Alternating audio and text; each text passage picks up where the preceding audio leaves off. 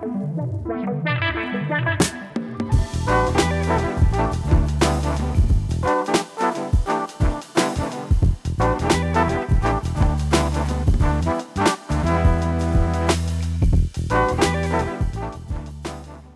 everybody.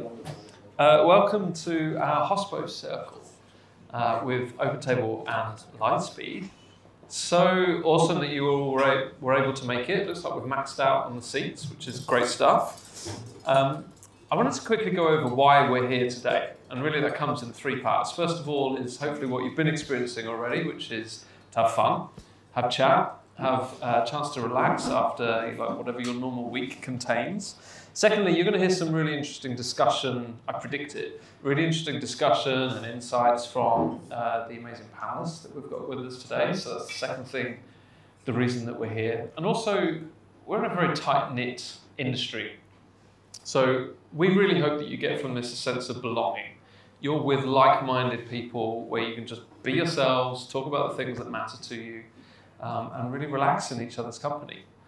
My name's Drew. I lead the OpenTable team for Australia, based out of Sydney. First of all, I want to make sure I do an acknowledgement to country. I do want to respectfully acknowledge the traditional owners of the land on where we're meeting today, where we would also like to pay our respects to elders past, present, and emerging. So, what we're going to cover today. We're basically going to be talking about the state of the industry, and we're going to do that in two ways, and there's going to be a Q&A at the end as well. You'll see the QR code for anyone that wants to ask a question. There's a system, Slido, where you can scan the QR code or just go to slido.com with that code and pop a question in, and we'll have some time at the end to be able to address all those things. So yeah, we're going to talk about the state of the industry in two parts. We're going to look about today, like what is right in front of our face. Business viability in current economic conditions is going to be foremost what we talk about here. And also the voice of the customer. What are some of the trends and patterns that we're seeing in customers' buying behaviours that are dictating how business is going today?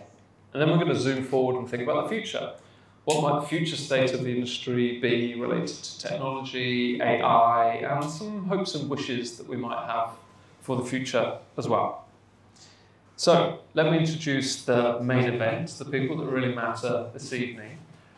This is our panellists. Did we do it in order? No, it doesn't matter, but we'll start at the end. So, Charlie, do you want to go down the line? I'd love to hear who you are, what your work is, and maybe a little bit about something about you that people might not know from looking you up online.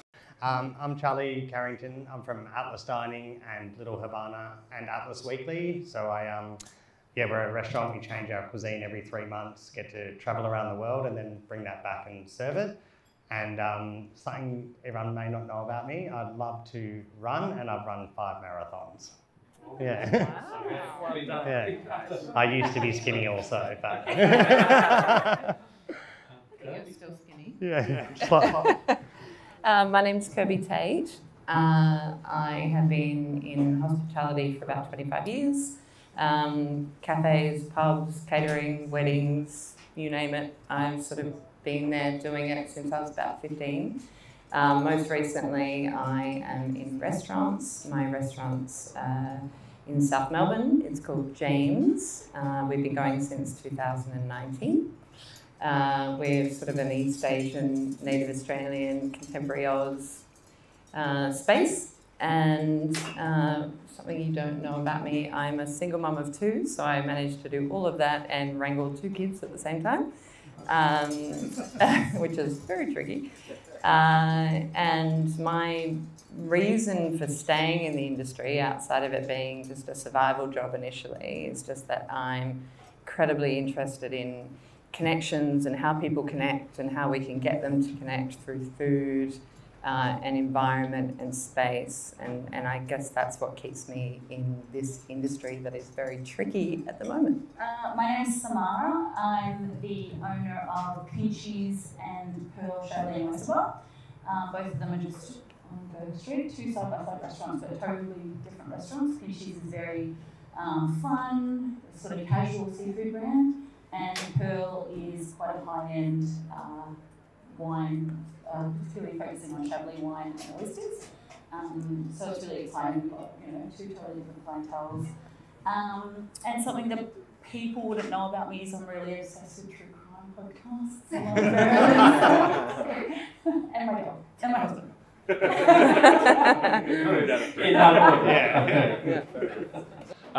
Hi there folks, my name's Andrew Fraser and I'm the Managing Director of Lightspeed here in APAC. So Lightspeed, for those of you that may not be familiar, we do point of sale and payments for hospitality venues and actually also on the retail side of things as well. My fun fact, big American football fan, and I'm actually chair of the New Zealand American Football Federation on the side. That's my little fun side project as well. I would not have picked that as a side hustle, but there we go. All right, good. Okay, let's get started. We're going to talk about the current state of the industry, and it might not be the most fun place to start, but it's reality that we're going to talk about business viability in what is economic conditions that are challenging. So let's think about the last 5 years. What a roller coaster. I think that there's a couple of you who had venues opened in 2019. You were like, what a great 3 or 4 months that was. And then the pandemic hit and, you know, everything that came with that. Then there's the shortage of qualified staff that came off the back of that, border closures impacting tourists and the spend that they bring. Then we had revenge dining. We were back up at the top of the roller coaster. And then a period of normalizing. It's kind of, all right, 2020, what would that have been? 3 maybe? Like a little bit of normalizing going on. But now we've got the economic impacts that we're seeing, interest rates, lower consumer spending, etc. Lightspeed's 2024, I might steal your thunder. Lightspeed's 2024 report revealed that 99% of venues feel like they're impacted by inflation. Not rocket science, but really that's everyone impacted by inflation as well. Increasing media coverage on the amount of closures that we're having in restaurants as well, going out of business. It's clearly tough out there. So I'm going to start with Samara. You mentioned you've been in the industry pretty long time. You've seen a lot. Festival activations, pop-ups at the Emporium, opening your first standalone restaurant. You mentioned the 2 restaurants that you've got there. How's trading going for you, and how's the industry changed throughout your career? Yeah, so we opened Pinchies in November 2019. Like you said, we had 4 awesome months. It was great. Best 4 months ever. And then obviously when COVID hit, everything changed. And I think pre-COVID and post-COVID, almost everything in the industry is totally different. The number one thing that I think has come out of that is when it comes to wage costs, more so than some other things. Like before COVID, there was a lot of staff, there was a lot of professional staff in hospitality, people that wanted to make that their career and they were really good at it. And then obviously when COVID hit, most of those people went and found work elsewhere, and it took, I think even now we're still having the knock-on effect of still not having professional people in the industry, or not, but also knowing that those staff can sort of dictate their own pay rates as well. So having to pay really, really, really high wages for people that, you know, a year before wouldn't have been able to sort of ask for that kind of thing. So for us, I think wage costs is the biggest thing that I've seen change in such a short period of time. Obviously inflation, obviously the cost of all of our goods is all going up as well. But for us, the hardest thing is finding good people, finding people that will stay with your business as well. The cost of hiring, the cost of training, the cost of rehiring, the cost of retraining. That's the one that's really taken the biggest hit. I think it's quite a transient job now for a lot of people. And so for us personally, that's the thing that's really changed the most between pre and post COVID. How's it looking for you, Kelly? You mentioned you've been in the industry for, I can't remember the number, a long time. Couple of years, yeah. It feels like a couple of years, and then I like count it back. I'm like, oh God, it's 25 years. How's it looking for you? I think the biggest change for me, because previously my 2 businesses were cafes, and now I'm in a restaurant. And so, but all within South Melbourne. So I've been in the same postcode doing different sort of propositions and concepts. The biggest thing that's changed for me is people's habits, certainly coming out of COVID. So what we could rely on before we can no longer rely on, and then that feeds back into a labour issue. So we find it really hard to manage our labour because it's unpredictable week to week, whereas before, you know, labour always rises, and it should rise. People should be paid for what they do, and that should increase. But what we're finding hard is that we can't predict what's coming in order to manage that cost. So I guess that will kind of relate to sort of later in the evening, where Lightspeed and what those services can kind of give us can sort of tackle and address. But yeah, for me, it's more about predictability. It's like habits have changed. We can't rely on somebody winding up at a cafe or a restaurant for lunch, for their lunch break 5 times a week. They're more intentional about what they do, and they're sporadic about what they do in their intention. So it's like, okay, well, we might go out for lunch twice a week, but previous to COVID, you just wound up at a cafe and all of a sudden, or a restaurant, and all of a sudden you spent $120 and you did that 5 times a week. People aren't doing that anymore. So that's our biggest challenge. That's my biggest challenge, certainly for day service and a lunch trade, is that you really don't know what's coming. So you're spending all of this money on labour, which is high, and you're not able to manage it. So that's my biggest change, I guess. Yeah, we're going to talk more about the consumer side of things as well, and some of the patterns we're seeing there. To tie this little section up, one thing I'm interested in, anyone who wants to answer. I got a friend of mine who's not in the industry, and they said, like, I'm seeing in the media there's all these restaurants are closing all the time. Is that just, they asked me, is that just because the media are like trying to buy clicks? Is it really that case, or is it as bad as it seems? It's a pretty binary question, but what do you think? Is it the worst it's ever been, or is that media hype? No, I think it's really bad. Like, especially for Ginger Boy, you know, they've been there for 18 years. It's one of my favourite restaurants. A lot of restaurants at Crown, you know, like Rosetta at Crown was just closed. So even these huge restaurants that you think have investors and, you know, all this money that, you know, they can survive something like this, to see them close is really quite scary for the little guy that, you know, doesn't have any of that backing behind them as well. And it's sad. It's really sad as well. I think things will always change, but there have always been challenges, and our job as, you know, owners of these spaces is to be clever and to adapt our model to suit what's happening. So, I mean, you could take back to 20 years and talk to people who were in the industry 20 years ago. Imagine they would have a story of how things were, you know, it was great and then it wasn't great, and, you know, I mean, things are ever changing, and I think we have to be adaptable, and we can't just rely on you know, what was. And so it's our job to be clever and you know, look to have these discussions and use, you know, systems and processes and creativity to kind of come up with solutions for that. Yeah, and when you're thinking about the other side of this, the all-important other side of this equation is the customers themselves. Some perhaps sobering context to the question I'll eventually point to you, Charlie, is that, so NAB data from January of this year said that in Q4, 54% of diners said that they're cutting back on eating out. 50% of them are cutting back on micro treats. I've never heard that term before. It makes sense that it's coffee and snacks, right? Sound great, though. Yeah, it's your example of like winding up at cafes, spending hundreds. People are cutting back on that big time. So recent CPI data showed as well that one of the most significant price increases over the past 12 months is food. That's your cost of goods. At 3.5%, yet average menu prices had only increased by 0.5%. So clear disparity there. The Lightspeed State of Hospitality report revealed only 29% of operators said that they were passing on any of those cost increases to their customers. Restaurant Catering Association estimate that only a fifth of all operators are making the standard, quote unquote, 10% profit.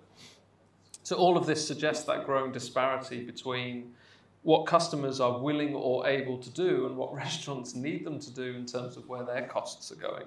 So let's unpack this.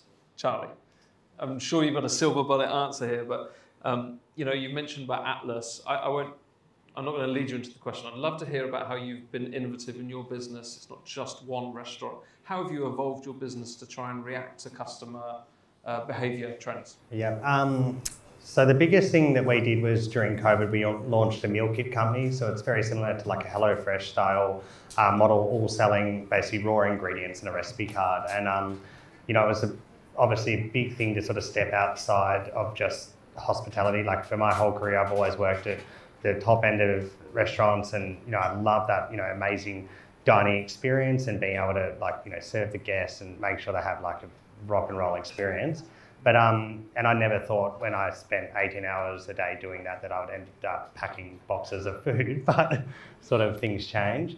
But yeah, I think that like being a little bit sort of creative outside of what we can do and expanding on our brand. Like we're a very brand-led restaurant, and fortunately for me, that's meant that we can sort of bring our customers on a journey and sort of sell to them more often. So, having a big database, using that database, marketing to that database, and then trying to find lookalike customers and really sort of trying to go down that food chain of, marketing and see at our restaurant, someone might want to come once a season when we change a cuisine, but with these boxes, we can get them on a subscription every week, and it's, it's a good model.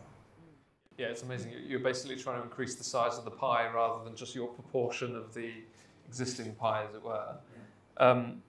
Kirby, what would you say to your degree? To what degree do you think that customers appreciate the challenge that restaurateurs have with the rising costs versus what it means that they might have to pay to keep the establishments that they love in business? I don't think they do. I think it's pretty minimal. And even with, what's out in the media and they're sort of reading these challenges, I think people are still concerned with what it's costing them and their experience. And so I don't really think that they connect with, the challenges of the industry. And I think it's naive to think that they will. We're a business and we need to solve those problems. And I think it's not about people understanding the costs, it's about us being clever with the costs. Does that make sense? So, I mean, a good example today, I went out and had lunch and we were charged $36 for broccolini. And my guest, who's not in Hospo, was like, oh my God, that's outrageous. And I was like, well, that's actually what this broccolini should cost, But the fact that it was just listed as broccolini for $36 was the issue. They could have been clever about what that dish was, and I think it's about us it's for us to sort of create the solution rather than to expect that the customer has to accept. Does that make sense? Yeah. So instead of creating tension with the people that you actually want to buy your product, it's like, how do you actually allow them to see what the product is? Well, exactly. I mean, I think people will always be coming from their own perspective. It's their bottom line that they're protecting, and they will or won't pay a certain amount. I think it's on us to kind of create the solution to that, so that we can all sort of create, continue to create business and profit out of what we do. I don't think people will ever sit and say, well, it's okay for me to pay $36 for broccolini. I mean, that's always going to be ouch. It's up to us, I think, to be clever about what we're doing and to adapt. Any further thoughts on that from the panel? No, I was just going to say, I think it's also finding those situations where you can save, or those types of things. Like one of the things that we see a lot is surcharging. From a payments perspective, for example, and I think right now over half of Lightspeed users are electing to do surcharging and essentially passing on that payment fee to the customers and those types of things. So it's doing the best of the stuff that really matters, and where the stuff matters less, finding those opportunities to save money or those types of things for the restaurateurs as well. Okay. All right, let's change gears slightly. We're going to talk about trends and customer preferences. So from the OpenTable data, we see that there's been a few emerging customer trends that have caught our eye over the past year. So I'm going to go for a bit of audience participation here. Solo dining, dining out on your own. Raise your hand if that's something you have done or you definitely would do. I feel like this is a skewed example because you're all in the industry. It's like, yeah, get away from all my colleagues. Yeah, so that, in 2023, that was the segment of dining, as in party size-wise, that was the highest increase year on year. 14% increase year on year for solo dining. I think I've got 2 young kids, so it sounds divine to me. Dining times. Okay, I'm going to give you 5, 6, 7, and 8 p.m. And I want you to raise your hand for what would be your preference. So who's for 5 p.m.? Not many. 6 p.m. A few more. 7 p.m. More, and 8 p.m. Okay, I reckon 7 p.m. won that. So interestingly, 5 p.m. year on year had the largest increase as a dining time slot. And the most popular overall was 6 p.m. Again, with young kids, I definitely see the 5 and 6 p.m. So finally, the other thing that we're seeing, I feel like there was a little bit of a mention of this, I think from you, Kirby, around, we see a trend towards people perhaps saving up a little bit more for an event or a special occasion and going crazy on that one thing versus the drip feed of every day I'm going to go out and do something. Valentine's Day, for example, on OpenTable was 22% up year on year, compared to last year. Easter was 16% up, and we're seeing really strong bookings forward for Mother's Day next weekend. I need to do something about that. Okay, so Andrew, let's start with you.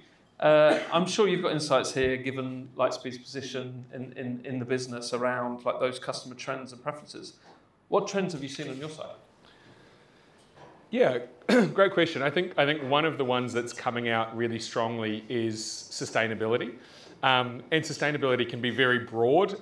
We did a recent kind of survey, and about half of all restaurants were saying that they want to do more in terms of sustainability.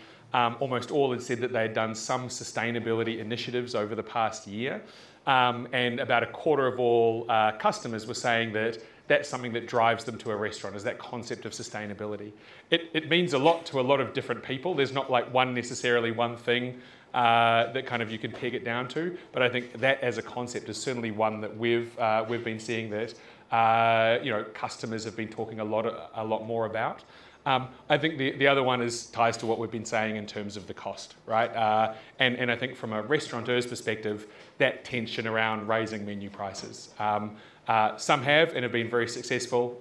Some haven't, have regretted. Like it's finding that balance, I think, between what you can offer, the experiential aspect around it, those types of things as well. So yeah, that kind of response to cost and sustainability, I'd say, are the big two that we've kind of seen from our sides. Yeah. And what about from the restaurateurs? When you think of consumers' dining habits, trends, preferences, whether it's the time, the frequency, anything jump to mind that you're seeing recently? Yeah, I think frequency is definitely less. I think people are noticeably going out a bit less and being way more selective with where they do go. But I think, you can be appealing also to people, like I've seen a lot of people, I go out a lot, and I notice at the moment, pubs are just pumping. Yeah. And I love the pub, it's the best. So I think that, they have, say, whether it's a steak night or something, and you just see this place, on a Wednesday, it will just be going nuts. So I think that diners have, the pub's always been busy, but noticeably more, maybe deal focused or something like that. Yeah, once a Monday, I think the elephant on the corner when I walked past it at 4:30 had a lot of interesting diners in there at that time. Samara, what sort of demand shifts are you seeing in your business? And how might you go about adjusting your operations on what you see? That's actually a pretty interesting question, because we actually just went through a huge shift for Pinchies. So Pinchies, when we first opened and up until right now, we were doing quite an untraditional form of dining. So it was very much tapas style of dining. So and that was born out of my husband and I are such greedy gutsers that whenever we would travel, we would go to a restaurant for lunch and we would just order one of everything, and we just wanted to try everything. So we wanted to bring that to Australia. So, instead of your lunch just being your entree and your main, or your dinner being entree and main, we wanted you to try 6 or 7 different things. And so Pinchies was born out of that sort of tapas style dining. And we did really well with that, but now coming into winter, we've adjusted our menu to now incorporate more traditional style dining, so bigger dishes, more main coursey sort of dishes, pastas, things like that people are going to want in winter, because we just noticed during winter, Pinchies is quite a summery brand. So lots of seafood, lots of light dishes, and we just noticed such a huge drop in winter that we've had to really pivot. So we've almost done a 180 to a degree and gone against what we set out to do. Obviously, we're still doing a lot of the beautiful dishes that we have, but we've had to sort of give in a little bit to what people expect, which is entree, main, and dessert. So we've pretty much changed our whole menu just in the last week, just to go into winter feeling a little bit more confident that we're giving people what we think they're going to want this time. It sounds a little bit like what you were saying, Charlie. Was it every 3 months you change your menu entirely? Is it for the same kind of reasons, or is it just you? No, so like the idea was because I do like to travel, so I sort of wanted to go away every 3 months, and that was sort of how it came about, if I'm completely honest. You should need a tax write-off. Yeah, I get the work cut out, that's for sure. But no, like our concept definitely does bring people back. Like we have like literally die-hard people who have been to every single menu, and there's like definitely a lot of FOMO. Like they can't miss one because then they've broken the chain. But yeah, like sort of to your point as well, like we recently launched like a midweek barbecue menu. So we're doing like very similar in style. Like it's a shorter menu because we usually offer a 5-course. So this is sort of served over 3. You know, we're doing Argentina at the moment, so it's sort of as a perfect cuisine to do it. And yeah, we actually launched last week, and we've actually seen a lot of sort of demand from that. Like it's actually fun for us in the kitchen because it means because we do a 5-course menu, we can only ever serve like small things. So it's nice to be able to like cook something a bit more whole, and actually we've got the most amazing kitchen, and being able to use like each item in the kitchen, like wood fire ovens, grills, American barbecue, and do something a bit bigger. So it's sort of fun for us, but I think it's a win for the customers, and I think it's a great entry point for people who haven't experienced what we do before. Is there a benefit there as well operationally? If you're doing fewer courses, you can order in larger amounts. Is there a cost benefit on that side of the house? Yeah, I think like for the restaurant, because we're only ever like so big, like the 4 walls, like we don't really see like those bigger savings from like our buying power. Like I think like because with our boxes, like I've really seen like what sort of buying power can bring, and that's why I think like a lot of the groups who are really smart, like they're able to like what they're able to buy stuff at would actually like really surprise people. And like, you know, we've sort of tried to, you know, as we've grown, to get certain items, and I think that's like it's such a competitive advantage. Yeah. Great. Okay. All right. Let's move on to the future state of the industry. Okay, so hospitality, I would argue, is as resilient an industry as there is. The concept of providing a great experience for people to just eat and drink is as old as time itself, and the industry has remained and thrived throughout. So year after year, decade after decade, century after century, the industry has innovated to be able to stay relevant and keep bringing people in. So let's talk about what technological innovation looks like in the industry today in light of the current trading climate that we find ourselves in. So open question for anyone to start off. How would you say, in what ways has technology helped improve your operations? Yeah, like I think technology is massive for hospitality, but like if you look at, I think, almost any other industry, there's like so much more advancement. So I think it's actually very early days as far as technology goes. Like, you know, there's the obvious ones, you know, booking systems, accounting software, potentially e-commerce stores, whatever, like those sort of things. But I think like technology in the actual efficiency of the restaurant is still very early, or it's or you're like a McDonald's and you can afford to have like robots and stuff. So yeah, I think it's very, very early to see like where we're at. Yeah, which is a good opportunity also. It is. I mean, obviously, like OpenTable is a global business, and we get people from around the world coming to Australia and talking with restaurateurs, and one of the things that they always comment on is the level of understanding, appreciation, and willingness to adopt technology compared to the rest of the world. You might think of the US as being like this massive technologically adopted country, but Australia is probably on a par, if not ahead of that. Yet still, I probably would agree with you that there's a lot of a road to travel there. I think like because hospitality is such a like connections-based business and it's a very people-based business in terms of like people want service, they want, you know, experience. A lot of it's about like storytelling and all those things as well. So I think that that will always be that way, but I think that like behind the scenes, the technology, whether it's in the kitchen, whether it's in ordering processes, whether it's in stock take management, all these things that like will just get better and better over time. I think there's a real, like restaurants will become way more efficient, and I think that is like the ultimate key at the moment. Because it's way too labour heavy compared to other industries. I have a question for you, Andrew, but anything to add on that, Kirby or Samara, from the restaurateur's perspective? Yeah, I mean, I think for me, biggest, we're only really starting to utilise those kind of platforms in terms of getting real-time information to us. Sales over labour, for example, is the biggest thing that could come to us, and it would be life-changing, and it is sort of coming about. We are starting to use it, and it's been clunky for a long time. To be able to get real-time data to us is basically key to us being able to run, you know, these businesses well. And I feel like it's coming, and we're talking about all of these things that we can access, but it still feels clunky and a little far away, you know, in terms of being, you know, the big one for me would be able to get like sales over labour data, like in actual real time, notifications, where you're at, what you're spending. And I know you can access it, but it still feels like we're a little way to go. Yeah. So Andrew, how would you say that tech providers are supporting hospitality venues in relation to their operations?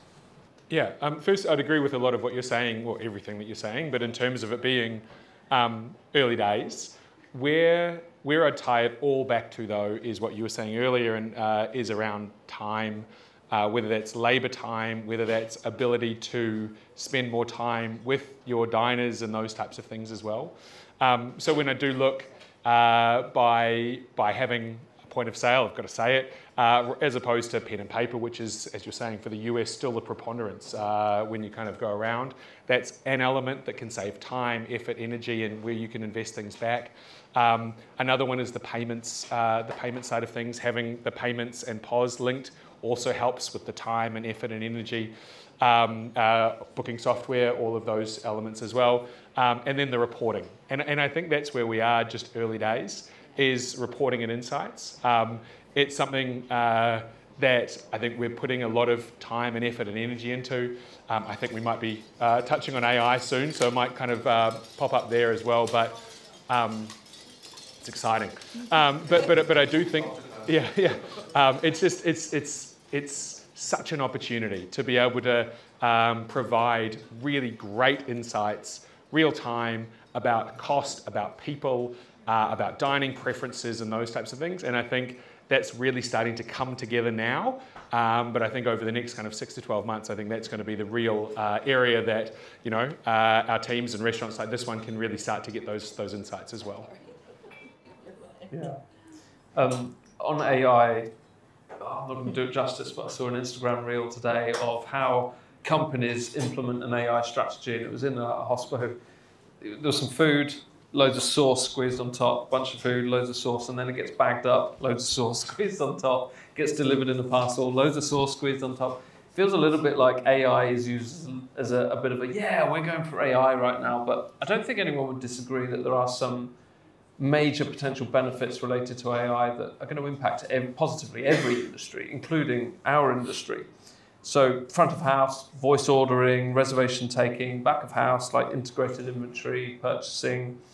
For example, OpenTable have recently partnered with a company called Poly AI. It's an AI bot where you can call up and either make a reservation, modify a reservation, query a menu, question about allergies. And a lot of cynical thought is, I'm talking to a bot. I don't know. But I encourage you, go to their website, listen to the demos. It's phenomenal. You can even change your language if you're able. halfway through and the bot goes with you, and you can imagine the cost savings from an operational perspective, depending on how your venue operates. So that's something that's going to be coming to OpenTable customers exclusively, but restaurateurs, I'll come to you shortly, but Andrew, from a Lightspeed perspective, how are you introducing AI into your services, if at all? Like, how can you benefit hospitality operators? Yeah, look, we've got a few things on the go.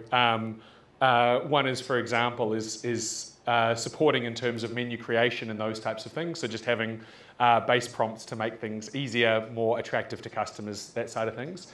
My favourite, I think I call it the magic quadrant. I don't know if that's the official terminology, but what it does is it matches using payments data, what customers have had before, and then what they come back for. When they come back, what do they order? Do they order the same things? Do they order different things? To kind of say essentially, what are the things that really get people coming back? What are the things where somebody tries and then never comes to the restaurant again? And you can kind of build that type of preference out there by just matching payments data, matching menu data, those types of things as well. So trying to give that little leg up to restaurateurs in terms of how they phase those things. Another one that I've seen really well with one of our partners as well is workforce management software and making that really clever. So it's so tough to get people and schedules and tie all those things together. It's something that for me just wouldn't make sense in this day and age now to do, because there are smarter machines than me around those things. So you can kind of input the parameters, play that through, and it will come up with schedules and those types of things. So it's just thinking about what is not creating value for restaurants or for customers and moving that stuff to the side. And starting with realistic little bits, and then we can get to the futuristic robots and that type of thing. But just starting with the basics, I think is the way that we're thinking about things here. I mean, from your perspective, the three of you, what would be valuable to your business? Either something that you already know of, or like dreaming, if AI could solve this, what might it be? I reckon the big one would be like stock on hand and stock take management. Yeah, like I think that like probably within the next 5 to 10 years, restaurants may even have cameras where when things are purchased, brought in, checked off as they're sold, then you can real time look at what you've got left, what you've got to move. Like when you're selling perishable products, it's so important to not have wastage. So, if you're able to see what you've got on hand and how you can move it, that would be like a real dream, I could imagine, for most restaurants. You mentioned earlier that you travel quite a bit to get inspiration and bring it back to your venue. Have you picked up anything in your travel specifically related to AI? Is there anything the rest of the world is doing that we might need to think about here? Not really, to be honest. Like I think it's probably more just like watching bullshit on Instagram that you see some guy looks smiley like you, be like, oh my god, look at this new feature. And yeah, it's a compliment. Not really, but it's a very exciting space, and I think things, very mundane tasks, if they can become, managed for you, and you can then focus on the bigger picture things that you'd love to have the time to do, then, it's a benefit for everyone. Yeah, I think that's the key, right? You want to introduce AI, machine learning, data, only if it's actually solving a need which is base for you guys, which is just time and money. Is it helping me save time? Is it helping me save money? And often those two things are linked. And that's kind of one of our mantras, is that we want to help you do what you do best, which is be hospitable, provide those experiences that elevate the $36 broccolini and actually make it into something that's a really enjoyable experience. Not just, I had to pay that and I could have paid $5 at Coles. And I think that's a great way of framing it as well, because AI, for now at least, doesn't change those human interactions, between the wait staff and the customers, or the chefs, or any of those types of things as well. And so it's really doing all those other things around it so that you can focus more on those amazing experiences, which is why folks come in the first place. All right, let's finish up by zooming out of today completely and think about way into the future. So my question for you all, and we'll go down the line perhaps, is crystal ball related. So let's say we're sitting here in 10 years' time, we're all still in the industry, 10 years' time, and we're discussing the state of the industry. So two-parted question, what major trends do you think we're going to be talking about?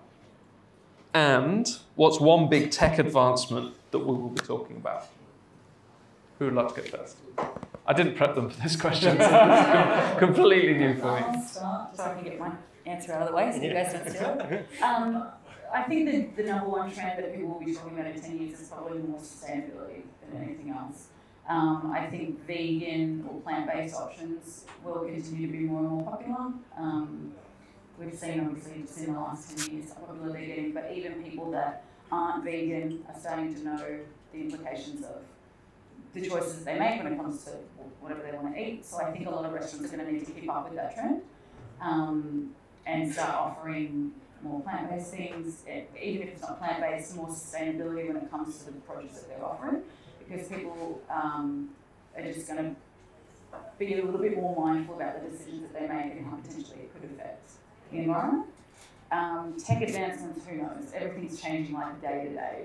I think, like you were discussing before, there's a fine line between tech advancements taking away interpersonal connections. I think one of the most exciting things about going to a restaurant is dealing with the wait staff or speaking to the somm about the perfect wine, and there's no AI that's ever going to be able to take away from that. So you still want to maintain that personal connection, but also integrating AI into other aspects of how we could better spend our time, like you said, when it comes to stock take or things like that. I think the advancements are endless. I couldn't even imagine where we could be in 10 years. Like, we're so much more advanced now than we were 10 years ago. Mine will be short, but I think we will be talking about how we can utilise all of this sort of tech and AI and still connect and still remain connected with our people. Hospitality is about people. It's humanised. It's face to face, and so I think we'll be talking about whether it's beneficial or not, actually, or whether it was beneficial to sort of start to take away from that connection. So table ordering, tapping on your phone so you don't have to come up and talk to somebody about how your experience was before you leave the table, all that sort of stuff. I think we'll be talking about whether that was beneficial or not, or whether that took something from the industry that we all love. Yeah. I think, 10 years from now, I think world will be more delicious and menus will be even more delicious. And what I mean by that, I think one of our biggest things being like a cuisine-focused restaurant and, traveling a lot around the world, I think seeing cultures and places sort of develop, cultures blend. I think in Australia, it's one of the most diverse places on earth. And I think that we don't really have an Australian cuisine per se, but then you've got so many amazing people from all around the world that are sort of, will bring, things from their home country, cooking local ingredients and then sort of letting that really develop. So I think that, one thing I've always thought about is I'd love to see Australian cuisine in my lifetime. So hopefully in 10 years, we've got, so many amazing chefs and stuff already doing, creative things, but how that, can show on a bit of a world stage. Besides Outback Steakhouse, we want to see some, some Aussie restaurants. And then I think technology is the most exciting thing ever. I think, everyone was scared of the internet at one point and Y2K and all these amazing, everyone gets a bit worried, but I think that it's only going to help give people more time, have sort of things will become faster, which means that humans can essentially slow down. And I think that's really awesome. Yeah. Great question. At one stage, I hope that in 10 years' time, things haven't been quite so hectic as the past 4 years, going from COVID to cost of living to everything as well. So I hope there's a bit of normality through there. I echo you in terms of sustainability. I think that's going to be the trend that will come across all restaurants. I think in terms of tech, I've got no idea because things do evolve so fast.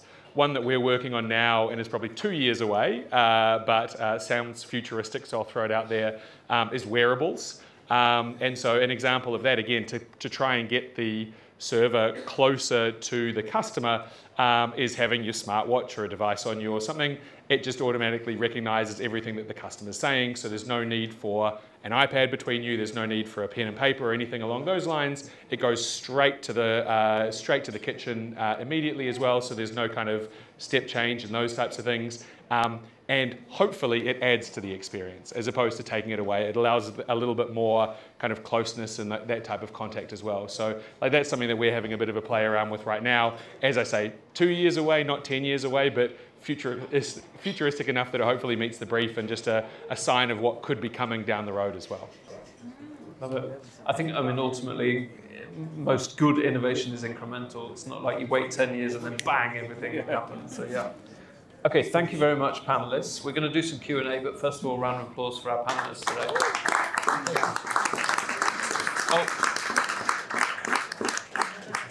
I'm going to leave this up here while we're doing Q&A. There's some support and resources related to the industry. You can address as you will. Okay, I'm not wearing my glasses, so I'm going to be like my mum and have to hold it arm's length away. Sorry. Okay, so first question is from a Mr. Anonymous. So when do we as an industry turn to dynamic pricing for the menu? So the menu price on Friday night is higher than a Wednesday. I guess two-part, is that something that you would see you would want as operators? And B, when do you think it might happen? I think that is like the best idea ever. Yeah, like obviously for us being a travel restaurant, it actually probably makes sense. But yeah, like when you're buying a plane ticket, if you want to go to school holidays, as any parent would probably know, like you're going to pay a premium. And I think that if we could do the same thing, I think it's just a ripper idea, and I think people would actually understand.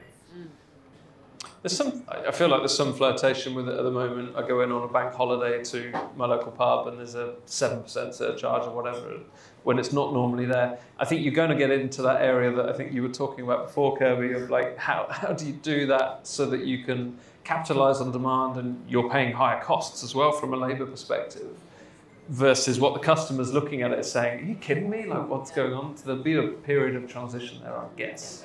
Can I ask a follow-up for that as well? I was just reading an article recently about reservation resellers. And so people that got the bookings at the best restaurants and then on-sold them on the market.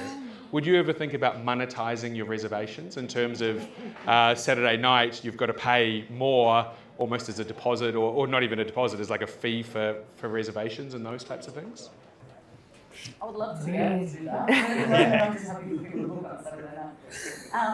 I think that's probably a long way to go for Melbourne restaurants. I can understand maybe 3 Michelin star restaurants and stuff doing that, but it's a dream. I would love that. But in saying that, I love the idea of potentially dynamic pricing. I've never really thought of that, but you've got your Sunday surcharge, your public holiday surcharge, so people are open to the idea. But I think putting a Friday night surcharge on might be a long way off. Yeah, and I think, that fills us up on a Tuesday, Wednesday exactly. as well, right? Exactly. So I think it's... There's like some bar in Barcelona that's like a stock market, and when everyone buys like beers, they go up. I think that's a bit of fun. My university in England did that a long time ago. It's like £1, but no, it's £5 because it's, yeah. Oh. All right, so we've got a question from Liam. Where's Liam? Thank you for your question. Here we go, right at the front. So if things can, this is a big question, so we're going to have to maybe one answer and a short one because we've only got 7 minutes. If things continue as they are, where can operators look to save costs in a significant way to remain viable? Yeah, I think we've sort of been talking a lot about this, but I think that is it saving costs or is it like increasing volume? And I think that like potentially increasing volume is the answer when you have the fixed costs, as we all do.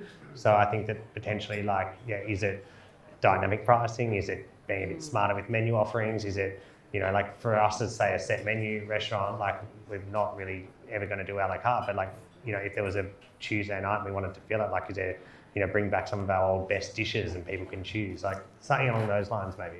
Yeah, I think so. I think opening up your offerings so that you're not so fixed on your concept and sort of starting to respond a little bit more about what, for what people are after. And also being really clever with your menu. So, we've all got fixed costs, sure, and labour is sort of high but where it should be, and it should increase and people should be paid, but really getting clever about sort of what we're putting out to people and what those plate ups look like, so that they're interesting and they're thoughtful, rather than just being an expensive product that we're trying to pass on for the cost. So I think for me it's a menu solution. It's about being really clever with your food. All right, I've been told one more question. So, deeply operational question, but I think it's very interesting. So how do you manage last minute cancellations, especially large groups? Have you got their credit card details or not? Yeah. One's charged and the other's gone after. No, of course. I think that we definitely have a policy about like if people cancel, and we're always like rage about it. But at the same time, I think that like if people reschedule, I always will waive it. That's like my sort of rule. Like you don't want to really just piss people off, but like a big group, like anything over like say 8 or so, a deposit, and then we'll chat about that later. Yeah, I mean, rarely we charge. You say you'll charge in the hope that it'll sort of deter people from last minute booking or booking a whole bunch of restaurants to decide where they want to go. But I don't think any of us are charging the cancellation fees like we should. Because the moment COVID is called, you can't charge that. And that's what they always cancel. It's always COVID at the last minute. It's always COVID at the last minute. But the admin involved in sort of responding to the to and fro of that sort of should you be, shouldn't you be charged is not worth the money that you're charging. So I mean, it's all well and good to say that we're charging cancellations, but I don't think many of us are. No. It's not worth it with the anger of the customer as well. Then you've just lost a potential huge customer for the sake of Potential for reviews. And I think people are well aware now that they don't, they're not going to be charged. So I don't know how effective the credit card holding is at the moment. It's not. Yeah, I mean it's good in the way that it hopefully forces people to call and say I'm not coming to this reservation rather than just not showing up. But again, it's still they just call half an hour before. It's basically the same as on my show anyway. But you're exactly right. We might have the credit card details, but the pain in having to put up with making the charge is not worth the money for it. Unfortunately, you sort of have to wear it. But it's correct with what Charlie said. I think if you've got a dinner reservation, especially if it's a set menu, if you've got a dinner reservation of more than X amount of people, you should be taking a deposit beforehand just to mitigate that loss. Okay. All right. I have 3 sets of thank yous. First of all, again, for the panellists, thank you very much. Secondly, a thank you to you all for being part of it. Good audience participation. Thank you for the questions. I also want to everybody thank the Ascal staff for coming on tonight. Thank you very much. All right, we have, I'm going to wing this, I'm not sure, we have the bar and food going on for at least a couple more hours, I think, right? So have fun, enjoy yourselves. Thank you, everybody.